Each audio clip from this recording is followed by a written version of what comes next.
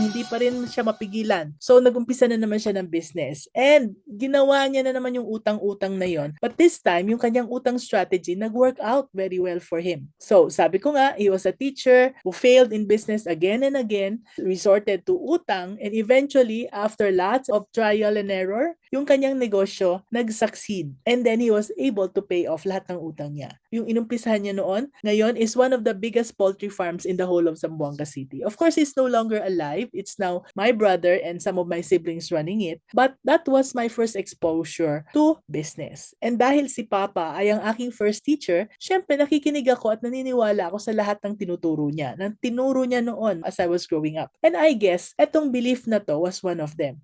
Utang is the way.